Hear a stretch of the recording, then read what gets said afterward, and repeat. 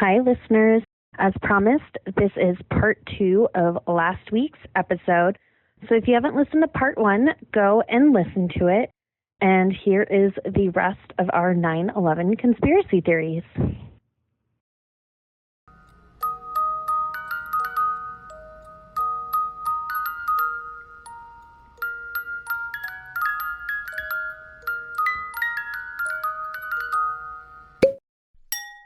Yeah. Our second overarching theme is made it happen or make it happen on purpose. Okay. And the key factors for these theories is either collaborating with or framing Al-Qaeda for these attacks. Mm-hmm. And there's just kind of an odd range of how this was achieved. Well, and honestly, even going from the previous category to how you described this one of like letting it happen to making it happen, just if you examine like the amount of moving parts and the idea that I think there's enough evidence out there to demonstrate that Al-Qaeda is real and these people were doing these things. But the idea that someone from within the United States government was manipulating that established and well-known organization, like it's already such a giant leap from knowing that it's going to happen and letting it happen to making it happen that it's like, all right, I'm gonna sip more Bud Light and just enjoy the story because this is all bullshit. So our first theory still terrible in this is this one's a little bit more gray as far as the making it happen or kind of letting it happen. Okay. Which is the air defense stand down theory. In which the North American Aerospace Defense Command, NORAD, issued a stand down order. And also with contingency with this theory is that they deliberately scrambled fighters late to allow the hijacked planes to reach their targets without interference. Oh, okay. Although, so this one's a little bit of a mix. Yeah, because although there again, even I can already sort of empathize with the people in charge in thinking these are still American aircraft. So even if you have what you think is good intelligence, the last thing you want to do is be an American organization shooting down an American plane with American citizens on it over American soil. Yeah. That's like the most, it just in a way sounds very un-American. Right. Even knowing everything that happened with 9/11, it's still at the end of the day, it's like, that's the most un-American thing I've ever heard. Well, yeah. Americans shooting Americans on the American planes. Well, and especially even before all the events actually occurred, I would imagine that they had no idea what the overall devastation would be. So they're thinking like, even if the worst case scenario happened, it's still probably better fallout, like PR wise, than shooting down an American plane. Yeah. And with this theory, there's a lot of talk that NORAD had the capabilities of locating and intercepting the planes and failed to do so, allowing these attacks to occur. Yeah. And one of the first actions of the hijackers for the planes was to turn off and disable each of the 4 aircraft transponders, which without those signals to identify like which plane is which and the different tail numbers, altitude, speed, and all of that, they just look like little blips. Right.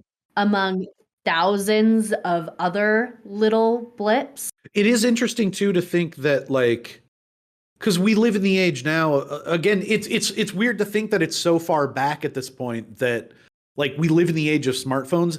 Every device that we have almost has GPS.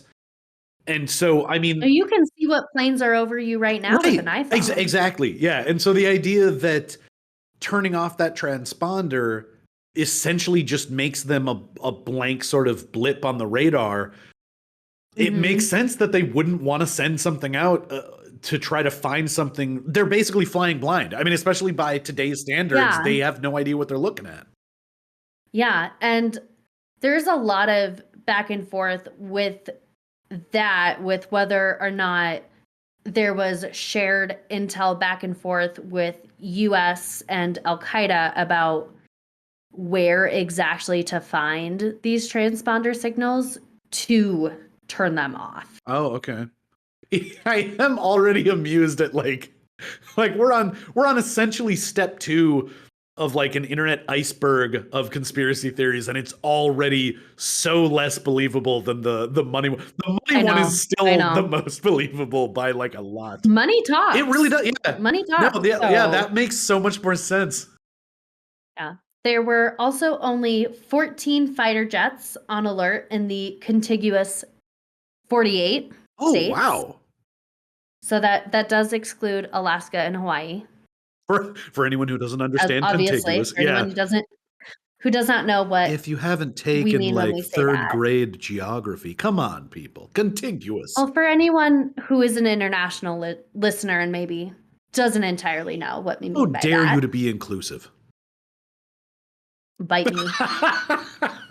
Yeah, no, that is surprising though. I don't know. For even 48 states to only have 14, right? Because I mean, it feels very minimal. Well, and I was just gonna say, like, if you narrow it down to just 4 flights, but even still, these are giant airliners. They can cover a lot of ground. You would assume that they would have jets prepared for a larger region. Yeah, more than 14. That does sound small. Yes. And currently, the Air Force keeps a minimum of 35 fighter jets. Wow. On alert, 8 refueling tankers, and a pair of E-3 airborne warning and control aircraft. Huh. That is because of 9/11, not like they were doing this before. They're doing that after because of what happened. Well, see, every step it feels like we're taking a little bit of a dive into conspiracy, and then we come back because like when you think about like 14 versus 35, that's basically double. So yeah, if you think of a time pre 9/11 versus now it's 35, 14 actually seems like a lot. Like that. Yeah, you would assume that damn near every available fighter is ready to go like by today's standards, and you're like, it's only 35. The Air Force is just sitting like right next to the planes every day. Yeah, and so you're saying that even in today's age of like having the TSA and pre-check stuff, and it's like, so even after 9/11 there's only 35 planes that are ready to go. It's like 14 actually seems pretty good for a pre 9/11 era. Well, so the thing that is different about the pre 9/11 era is that, one, being that a plane in the US had not been hijacked since 1979. Oh, yeah. So almost a full 25 years. Yeah, it had basically been forgotten. Like, this just doesn't happen. And going back to how different technology has been, like we were talking about earlier, they had to physically pick up a landline and dial NORAD on the phone. They couldn't like send something out on like a signal. They had to call them. Yeah, I suppose that's a good point. There isn't like text messaging, emails aren't really super prevalent at this point for that kind of thing. Yeah, they have to pick up a call. Radar alert. They had to pick up the phone, dial their number, call them, and hope somebody picks up. Yeah. Oh, geez. Yeah. Wow. So there's that. It is weird looking back and like growing up in this era and thinking just how different technology is, because we take it for granted so much now, and it's like you can pull up a map on an application on your phone that shows you someone bringing food to your house. And this is in an age where they couldn't perfectly pinpoint a plane that had been hijacked. Yeah.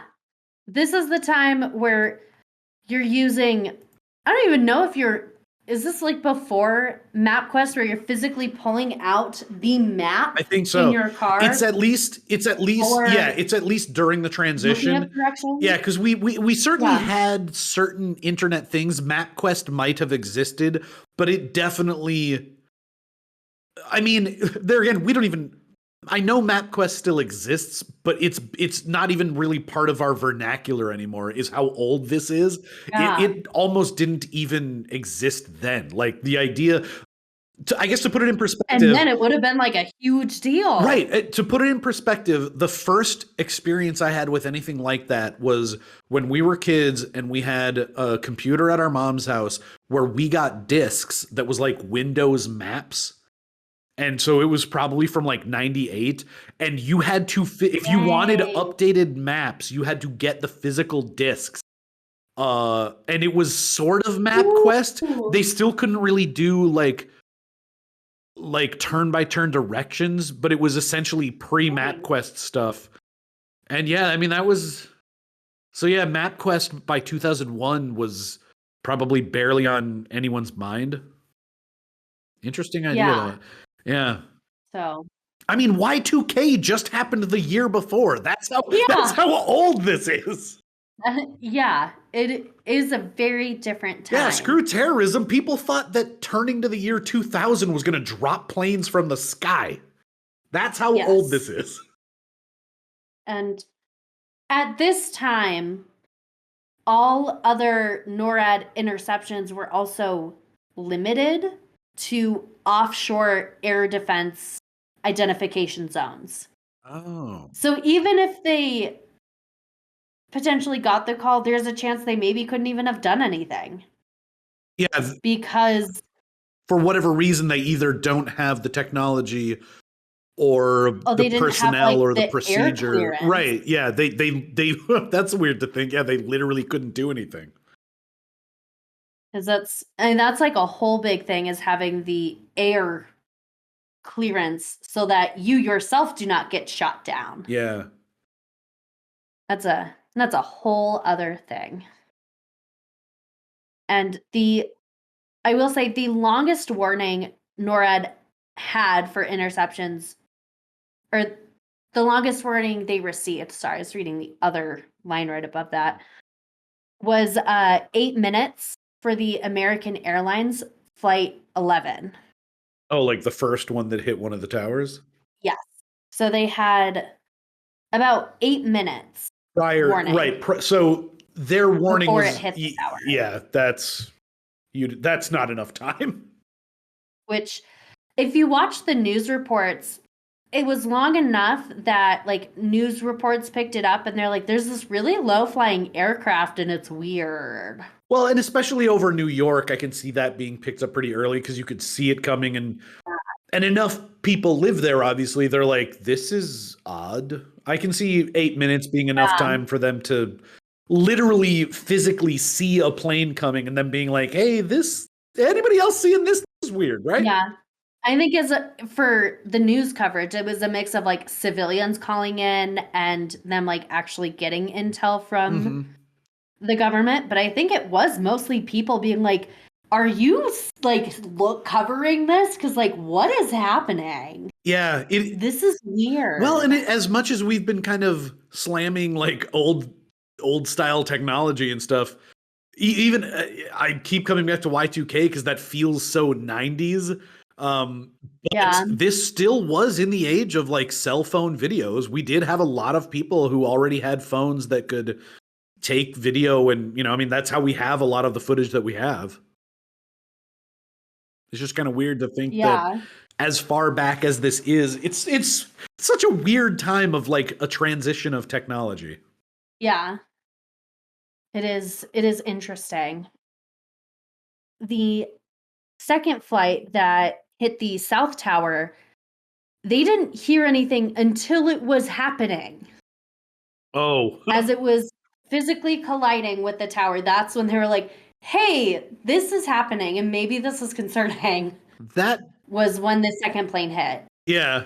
That feels a little more embarrassing. People were very much preoccupied. Oh, okay.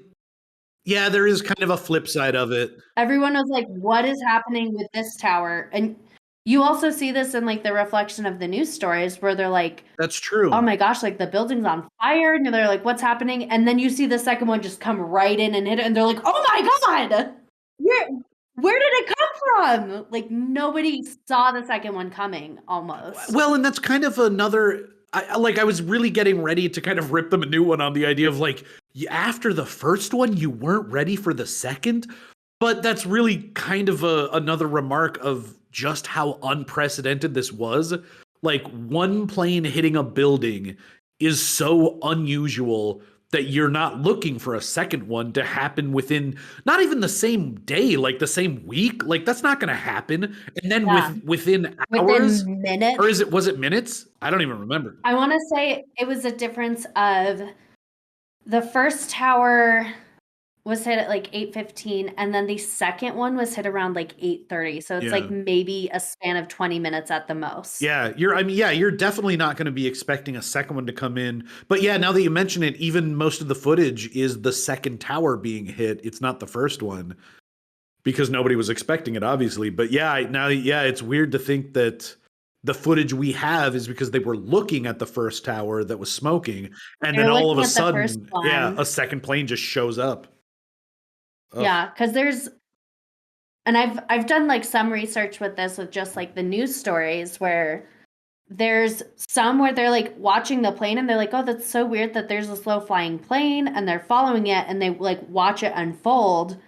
Whereas there are some that get right after the first tower's been hit and they're like, yeah, no, the tower was hit by an airplane and like we think the building's on fire, like we don't know what's happening. And they're like, oh no, it's smoking. And they're just kind of narrating it as it happens. Right. Yeah, that's what I remember too, is there just being a lot of confusion, and they're like, we don't know if the smoke is from the plane, if it's coming from the building itself. And then they break in their own narration as a second plane hits the other building, and they're like, what the fuck is happening? Yeah. Yeah. Yeah. And so definitely we're not expecting a second airline to hit a building. Yeah, for sure. So with that, they were alerted to the third flight, which hit the Pentagon 3 minutes before it hit, because at that point they were kind of looking for something else. Mm-hmm. But like we had to like, are there more?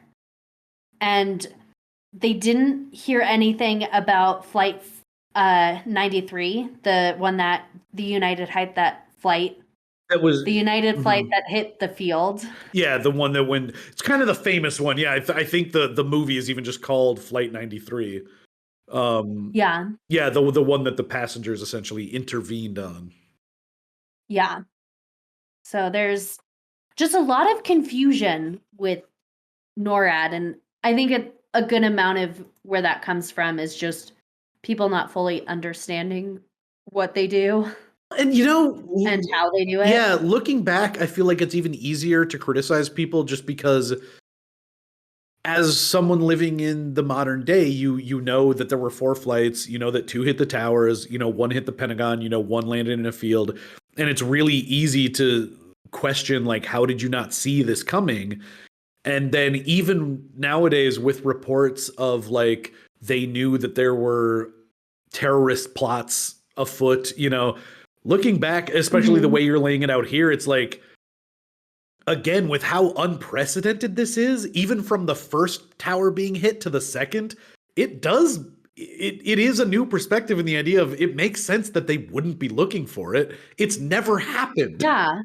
And then the idea that there's 2, wait, there's 3, wait, there's fucking 4? Yeah, I can see, it really makes sense now that they're like, they literally would have no idea that this is happening.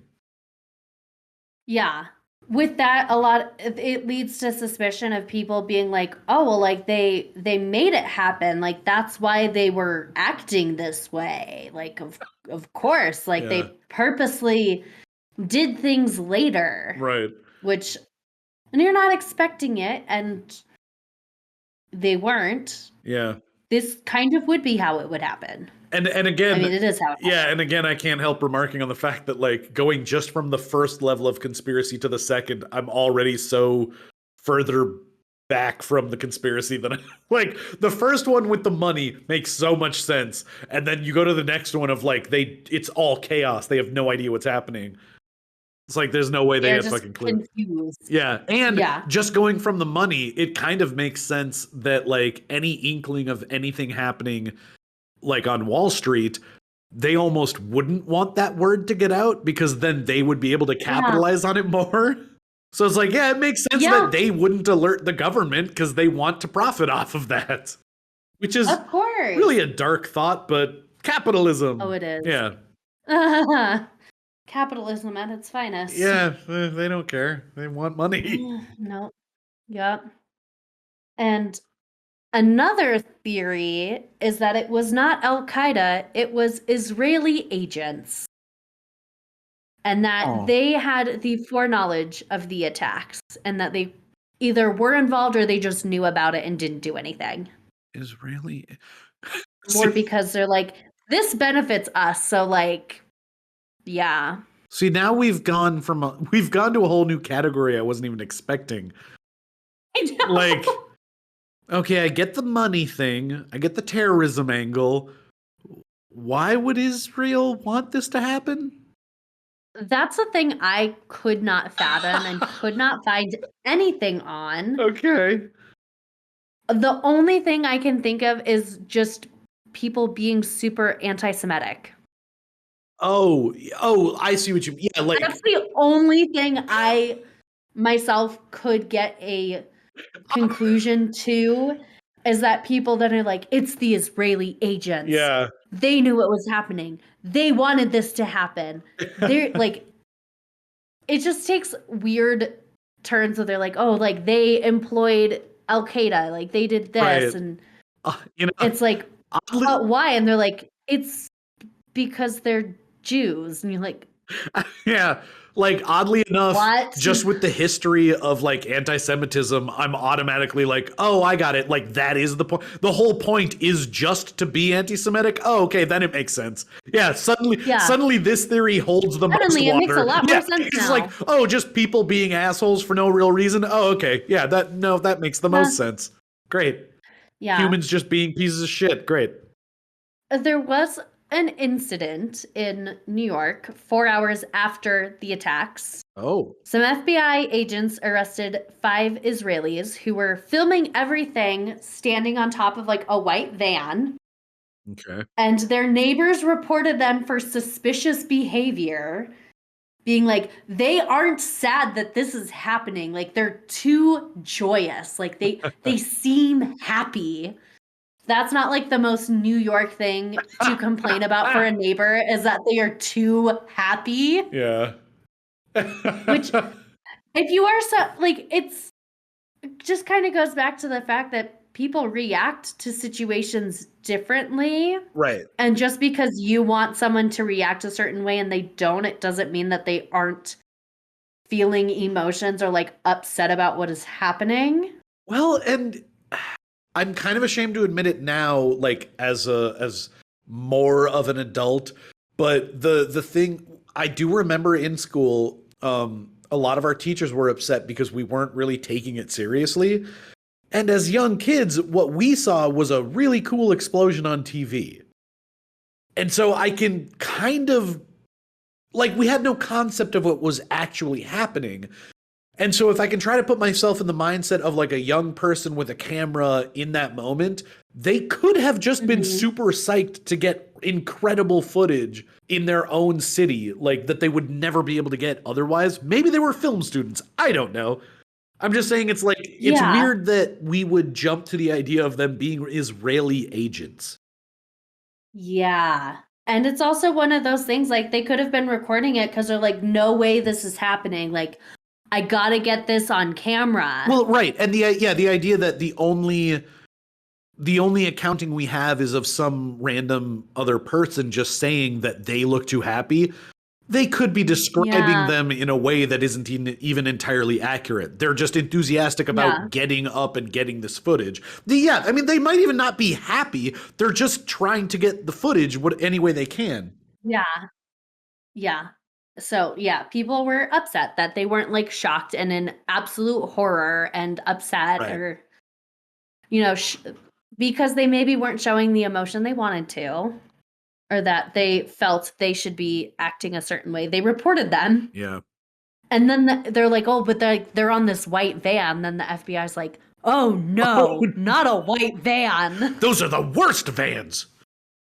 So they then thought that they were providing a cover for an Israeli intelligence operation. No, for sure. Because, like, what you want to do if you're trying to keep a low profile is get on top of a van. So, you know, they're upset about this van. That was the last thing I heard before it froze. And I was just thinking, like, yeah, because obviously what you would want to do as an intelligence agency, presumably you're trying to keep a low profile. The thing you want to do is throw a bunch of people up on a van with camera equipment. Yeah, totally. Definitely. Yeah. And a spokesperson for the Israeli embassy was like, they have no involvement, have not, will not, have never been in any sort of intelligence operation. They're just random citizens. Right. Like, even if they are Israeli, we don't have anything to do with them. So they're not agents, air quotes. They're not an agent. Like, what? Yeah.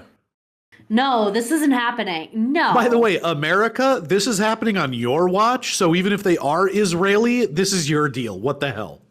Yeah. Yeah, stop blaming us. So then the FBI did conclude that they were not involved and had no foreknowledge of the attacks. So they let them go and were like, oops, or bad. Haha. Sorry, guys.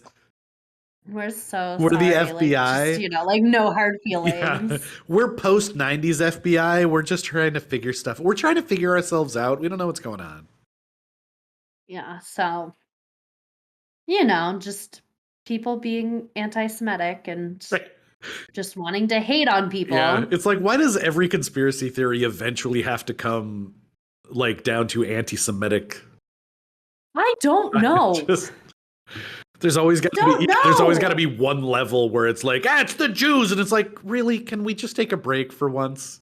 Can we stop? It never has been. Can we stop going there? Like, just Jesus, come on. Yeah. So we are now at our final destination. Oh boy. Of the government is lying to us. Okay. I'm already like, just with that phrase, I'm already back to the idea of, yeah, okay, this is believable.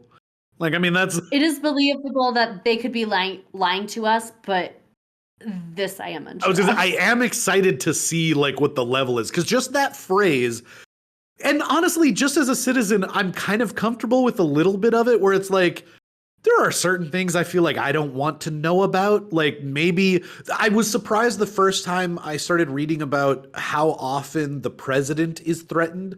Like, the actual just overall number of it's insane. Like, basically every day there's usually at least one sort of threat, like credible threat, every single day, and it's like, that feels like a lot.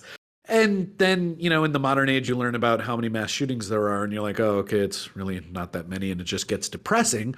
But like, the idea that the government could be hiding stuff from us, it's like, okay, at a certain level, I kind of feel like they have a good reason to hide shit. But anyway, I could say this is something we know is not in general, the government lying to us is not something that is necessarily incorrect. Right. But for this, I have such a hard time. Okay. Taking that leap. The level to which they're lying, or like the way that they lie, is maybe not or believable. Yes. Okay. So the believers of this theory is that the actual truth would call for a new investigation into the events of September 11. Oh, wow. Which, interesting. I could see that for the insider trading. Yeah. But then this is the leg they choose to stand on, which is that the World Trade Center was not exactly a result of the planes crashing and collapsing the buildings, but that it was a controlled demolition of the buildings. That's the one I remember the most. Yes, it is not a secret that they were doing renovations and that some of the floors were vacant, because they were renovating and like fixing structures. But that is where this theory really thrives, because they're like, this is where people have the opportunity to plant little bombs and stuff to bring the building down. Mhm. So this was all done in advance. And the biggest supporters of this theory is Brigham Young University physicist Stephen E. Jones, architect Richard Gage, software engineer Jim Hoffman, and theologian David Ray Griffin. Oof. The first and last are the ones that concern me the most. Like the theologian. The physicist really concerns me. Okay. Well, that's really fair. like someone who should know what they're talking about. I was mostly just going off of you like, should know that objects in motion yeah, cause destruction when they are stopped suddenly. Yeah, there tends to be a great generation of heat and physical calamity. I was mostly just thinking like, there's so much energy in that. Yeah, stopping. I was more just thinking like the theologian and someone from Brigham Young University is like, okay, I'm already not on board with your general ideals, so the idea that you're leading a conspiracy theory makes it hold less water automatically. Yeah, so they all argue that the aircraft impacts and the resulting fires could not have weakened the building to the point where they would have collapsed. Yeah. Like, this is not physically possible. I'm like, well, you know how fast planes can move, right? Yeah. Like, and I do remember a lot of real fast. Yeah, I do remember a lot of people talking about like the jet fuel wouldn't be able to get hot enough to melt a girder. But the argument that always comes back is like, you remember they flew into it though, right? Like the girders aren't designed to have the energy there. Yeah. They're not designed to be hit. Right, exactly. So it's like, okay, sure, maybe they didn't melt, but you remember that it's a giant piece of twisted metal that's flung into the side of a building, right? They're going real fast and they just crash into it. That creates a lot of energy. So shit's going to happen. Well, it's like, think of when children play with Legos and they build up a tower and then they throw something at it. It comes down. Yeah. It doesn't matter if you have this like strong base for it, it's going to come down. Yeah. Well, and then even the idea that they didn't collapse right away. And it's like, well, it would have had to have been the fuel that was like burning away the girders. And it's like, well, even if you take the Lego example, that's on a much smaller scale. We're talking now about a giant structure that has been weakened in a certain way. Even if you take it with just the plane hitting it, it might take a while for all of the forces to actually like sort of migrate through the building and, and eventually it will collapse. It's like, it's just a giant thing. I'm also not an engineer. I don't know. Well, so you also have to take into account that with them doing renovations, these aren't new buildings. Very true. Yeah. There's wear and tear just from weather. Yeah. So already it's not the most structurally sound, perfect building. Very true. It has weak spots. It has points that aren't perfect. So in the right circumstances, like being hit by a plane, it's going to come down. Yeah. So that's a good point. Yeah, because aren't they like from the 70s? Do you happen to? I want to say so. I want to say they were built in the 70s. Yeah, like you said, I'm not 100% sure. Yeah, these are not new buildings. So you're already buildings that are facing. No, that's a good way to put it. Actually, as a matter of fact, going back to like the Lego idea, think about a Lego building your kid built like 20 years ago.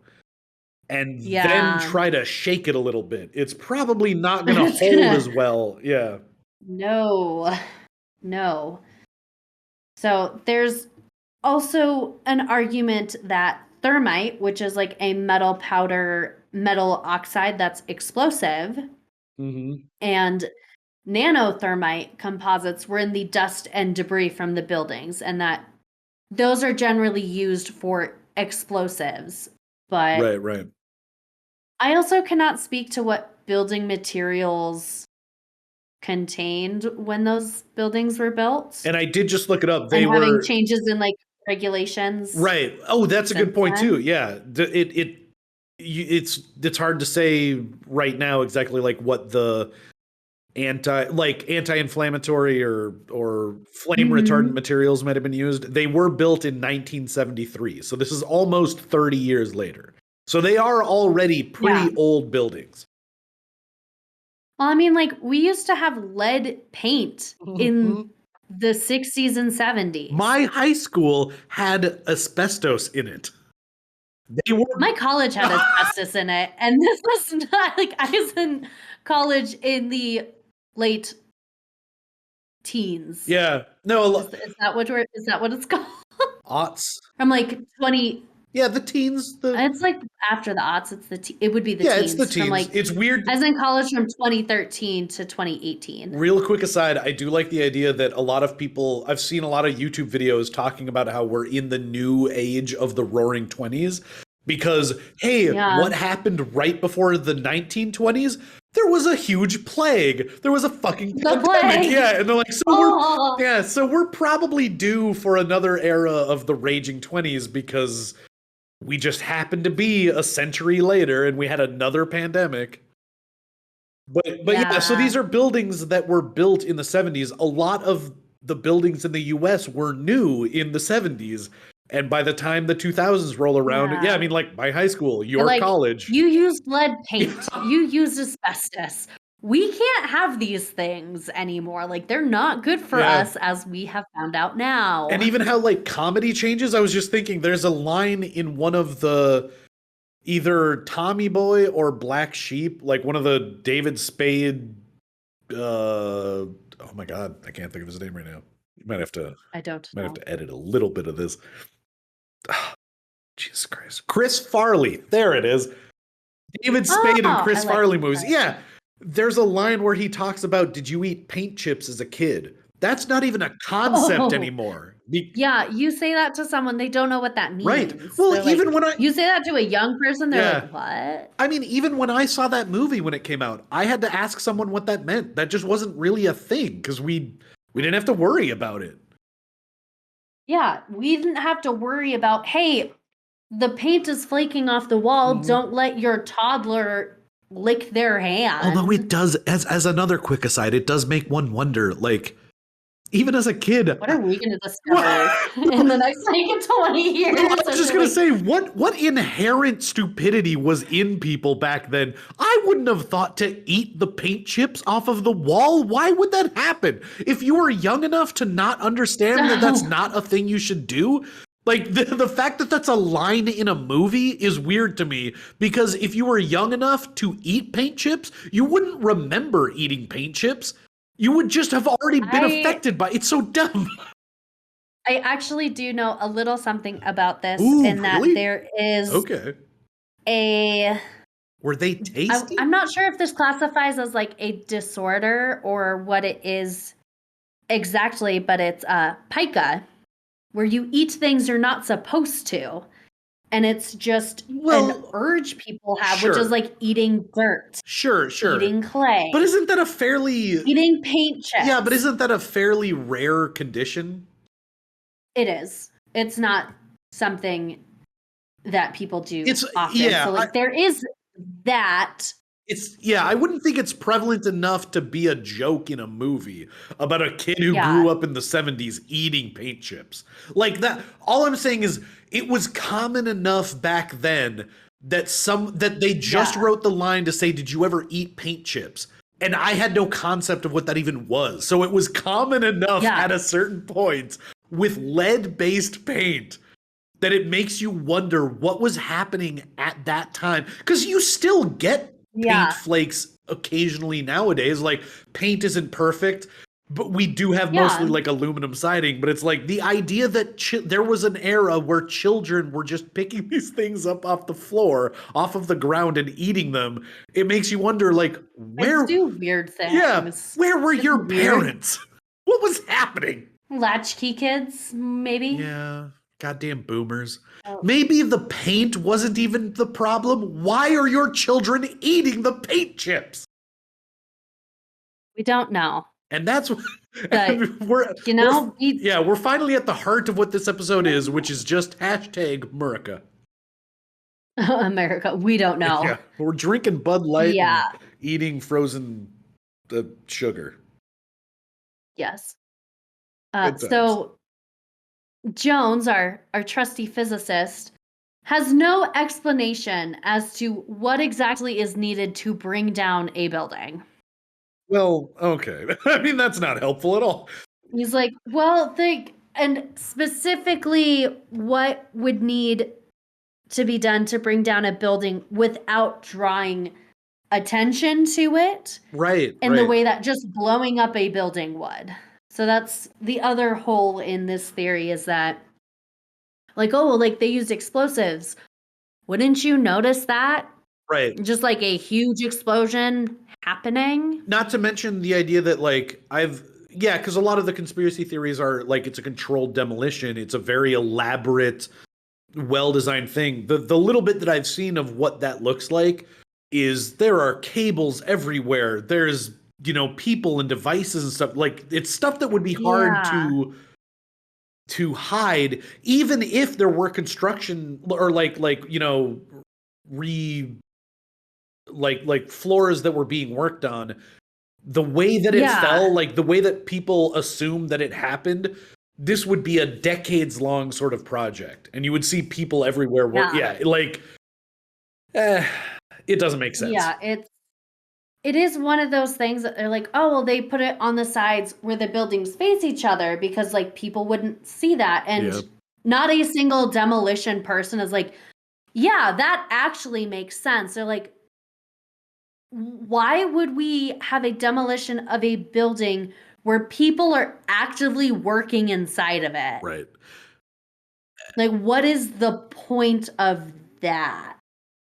Which I suppose is where the conspiracy level thinking comes in, because it's like, well, it was a false flag action. It's like we wanted to attack the Middle East, so we had to do something. And it's like the amount of people that would be involved in this would devastate. The amount of money that would need to be paid out would devastate the American economy. It would. Yeah, there's no way they would be able to hide the funds for this. Pay every single person to be an actor to do this. You could not pay what?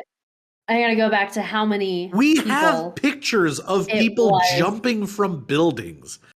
The amount of money. You cannot pay the 3,000 people exactly for acting for this. Yeah, it's a lot. No. Yeah, I think it's fair to say that our economy, if that many people were actually paid to take certain actions that were taken, even in the even in the years leading up to this, government would have been destroyed. There would at least be some evidence of this occurring, which I suppose there's a lot of things that people put forth that they call evidence, but it doesn't really hold water.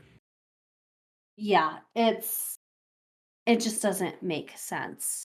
And then our last argument for this lie is that there is the no planes theory.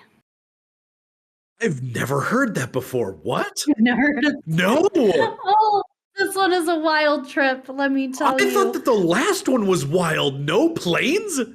Okay, now I'm really into it. This is the argument that there were no planes used in this attack. Well, that would be quite a trick. That would really be impressive. The support for this is that it is physically impossible that Boeing planes could have penetrated the steel frames of the buildings. Okay, no, I think I have heard a little bit of this. In particular, not to jump ahead again, but if I remember, a lot of this hinges on the idea that the Pentagon has like 4 layers of walls and shit, and they're like the plane that hit the Pentagon went like through the first 2 or 3 or something, and they're like, there's no way, it had to be a ballistic missile. Yeah, so that is part of the theory, is that it had to be a missile that was surrounded by holograms to make it look like an airplane. Which I'm going to say right now, let's also not forget how quickly something can become deadly and destroy things. Oh, yeah. Just either through speed and like velocity. Right. And that the amount of energy, for going back to physics, an object in motion will stay in motion, being stopped, and that creates so much energy and force. Yeah. Things kind of explode. Well, and look, if anyone saw the Tupac hologram, if you think that was cutting edge, if you think we had the technology available to make a missile look like a plane flying through the air that convincingly, you're lying to yourself. Yes. And the whole missile idea does not account for eyewitness accounts. And let's not forget that any sort of mainstream technology using holograms was not used until the late aughts. Right.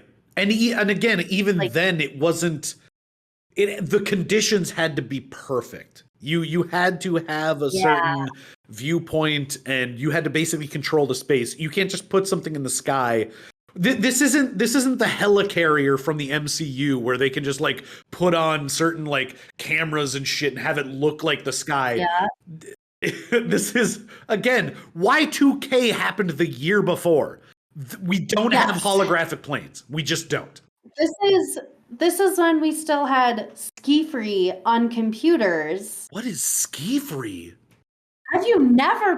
Why do people not know this game? Oh my god, this is a game? Oh wait, is it where you're going down you're skiing down a hill? Ski hill, and you go back and forth like this, and then like the Yeti comes out at you from like behind the tree. Yeah. No, that was still a thing. yeah. It was sort of. If you look at the graphics on that, do you really think we could have created a hologram plane? Yeah, it was the early aughts version of Flappy Bird. It was the ski. Oh my god, I did play that a little bit. Yeah, I loved playing that game. It's good times. So it is one of those things, like when you think about what they used the Tupac hologram in, was it like 2006? I think it was even. I think it was later. I think it was I think it was after 2010. I think it was in the teens. Either way, it wasn't very good. No, it was. Well, because that's the thing that disappointed me. It's like, do you remember the hoverboard? There is which is impressive because that technology does exist. Like the commercial they used with Tony Hawk, it does exist, but it requires super cool nitrogen like magnets on a very specific track that goes down a certain. And when you look at the Tupac footage, it's basically a plastic sheet that is being like carted across the stage, and it's shimmering. Yeah. It's like, really? Do you actually think we have the technology to make a missile look like a plane in a 3-dimensional space in the sky in 2001? Granted, the one thing that kind of lends credence to that is that the technology that would become Bluetooth was actually started in World War II, so in like 1942, 45, or whatever. But it's not the Bluetooth we have now. That still took over half a century to get to the pods that you have in your ears. Like, it's not the same thing. So any kind of hologram technology is not going to work the way you think it would work for this conspiracy theory in 2001. It's just not going to happen. Yeah. Yes. And their main argument is that you should watch the videos frame by frame. Okay, yeah. And that's when you will notice it. I'm like, our video quality in 2001 was not good. Right. No, not at all. So. Yeah, I mean, again, that was. God, and this is not a Hollywood film. Right. Which, like, you look at a Hollywood film from like the 90s, early 2000s, you're like, it's okay. Yeah. It's not like anything we have now, anything like CGI, any of that, it's like, oh, what is happening? Well, yeah, and I was just thinking, like, Actually, Hercules, Disney movie Hercules, is a great example of that technology. The like multiple-headed dragon thing is CGI, and that's like one of the first uses of it. You're right. Yeah, And you look at that and you're like, what? although I don't mean to contradict you. You are correct. It's one of the earlier, but Aladdin actually took a little bit. If you look real closely at both the Cave of Wonders and when they do the carpet ride, the carpet ride through as the Cave of Wonders is kind of collapsing. It is early CGI. It's bad CGI, but it is early, and it's like I didn't know they used CGI in that movie. a little bit. If you go back and look, it blends pretty well. But again, it's not anywhere near creating a real looking plane. It's impossible. Yeah, it's look really cartoonish. Yeah, these are the companies at the height of that technology for that era. Yeah. Yeah. So, a lot of truth movement veterans have repeatedly refuted the no plane claim. Nice. Which is the truth movement is people speaking out and being like, no, this is the actual truth of 9/11, not like this weird. If I am getting that right, I believe it is the that is not actually what's happening. Like, stop with the bullshit. Yeah. And this theory is repeatedly taken off of conspiracy theory websites and refuted by advocates because they're like, this is absolutely ridiculous. Like, what? And some people who do post this have been threatened by violence by other people on websites. Holy shit. Because they're like, this is so stupid. Now that's the American way. When you hear something posted on the internet that's dumb, you attack the shit out of them. That's America. Yeah. So that is, of all the theories we have, that one is the least believable. Yeah, and I have to admit, I really didn't think there would be another level, but that one is truly unbelievable. Yes, it is more of a shallow dive of these theories because right. You could make an entire podcast series talking about each of these, going into specific detail, and we're not doing that today. Yeah. Even so still, this is probably overarching. This is probably the longest episode we've ever recorded. So I mean, still, like, even as a light dive, that's a lot of stuff. Yes, that is our 9/11 conspiracy theories. Wow. Yay. Well, thank you. That was You're welcome. Some of these I didn't know. It's like the no planes theory or the first and last for me, I think. I did not realize there was so much economy stuff involved or like Wall Street stuff. That was a genuine surprise. And I wouldn't have thought about I've never heard of the hologram thing. That is insane. I haven't either, and it's insane to me. I've heard the government lying to us and being like, oh, like they created this conflict or like they let it happen so that like we could then go to war and like this and that. Like I've heard those theories before, but not the, oh, there's insider trading and then there were no planes at all. Yeah. Well, and even the idea of like, if you look really close at footage of the buildings collapsing, you can see what looks like little explosions coming out at each floor. Or even the idea that they fell straight down, they fell so well, it looks like demolition. Okay, I can see how that would be compelling. But the idea that your conspiracy, like you're overlooking the idea of the demolition of the building. Your conspiracy theory is that we had hologram technology that is that advanced. You are really grasping at straws. Straws that don't exist. Yeah. Yeah. So some of them, like, it makes more sense than others. And some you're like, this, like, I could see what you're saying. And then it takes a wild left turn. You're like, oh, what? Well, seeing as we are at the end, would you care to give a rating for our pairing for this week? I'm going to give a popsicle like a solid 6. Nice. Because I like it, but I don't feel like as a popsicle, I'm like blown away. Right. It's a popsicle. Yeah. I like it. I'm not impressed. The Bud Light, I'm going to give like a 2. Okay. Because it is, as I know we like to call it here, piss beer. I think that's fair. And that it doesn't taste good, and it's like drinking water. Absolutely. I agree.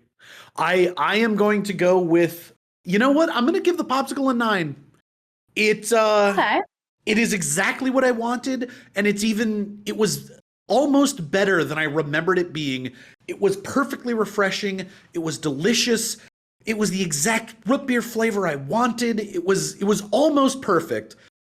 The beer is if I could give it a 0, we're on a scale of 1 to 10. I have to give it a 1. Yeah. It's terrible. It's a bad beer. It's a bad beer. It's terrible. As a pairing, I'm going to go with 4. The beer is so bad, it drags my 9 for the pair is down below a 5. It's awful. I'd give the pair a 4 just because the beer's not good and the popsicles, like, it pairs interestingly together, but I would not say that I would do the 2 together again. No, I can see how it would work. Like, I can see these being a thing that exist together on the 4th of July. You're sitting down, you're watching a parade. The kids are enjoying their popsicles. The humans are the humans. Wow. The adults. They're not children, they're humans. The adults is what I was trying to say, are enjoying their beer. The adult humans. If you're an adult who goes for a popsicle and then reaches for a Bud Light, there's something wrong in your head. It doesn't work. It's terrible. It's a weird combination together. Just stop buying Bud Light. It's so bad. I did not mean to. I'm not going to discourage people to not buy it because it promotes our Colorado economy. I mean, selfishly, to be fair, we're not talking about Coors. I think Coors is slightly better from the last time I had it. No, it's Anheuser-Busch's Colorado. Oh, but sure. Coors isn't. They're not the same company. No, Coors is. Wait, really? They're not the same company. Oh, yeah, no. Coors. I'm pretty sure they're both. Yes, here. Okay, yeah, we're on the same page now. Yeah, I think they're both like Colorado-based. Yeah, that's what I mean. It's a Colorado-based company. Although potential preview for what might be a new episode, we got to look into the Coors family and the company. If you haven't listened, you got to look into some Coors shit. That's some crazy shit going on there. So maybe in the future, but adding it to our list right now. Absolutely. And if you have a topic that you want to suggest, please email us at peculiarpairingspod@gmail.com. You can tweet us at peculiarpairpod on Twitter and see us on Instagram at peculiarpairingspod. You can also find us on Patreon and let us know if there's something you want to hear or whatever. I got to get better at that. We'll do exclusive content for Patreon. We're working on it. Yeah. And, share with your friends, share with your family, share with your friend who you think would just enjoy us. Yeah. Go on or, to a coworker. Go on to Apple Podcasts and Google Podcasts. Give us a review, 5 stars or whatever. If we get to 100 followers on Instagram, we're going to do a special thing. I'm putting that down right now. I don't. Ooh, yeah. All bets are on. Yeah, exactly. Let me see where we're at currently. Oh, so yeah. I haven't looked at that in a while. I'm on my own account. We are at 75 currently, so we just need 25 more. Okay. Yeah. Cool. I didn't think we were going to break 70. So that's pretty good. I'll be honest. I'm pretty happy with that. Pretty content. Yeah, 75. Holy shit. Follow us, like us, share us. Even if you don't like us, like us. Please. Please.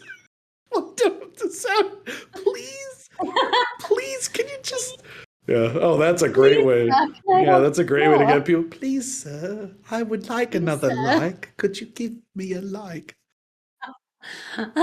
Well, we made it. We love you, listener. Yeah, we made it through another one. It's a long one, and we will see you in the next one. Thanks, everybody. Bye. Bye.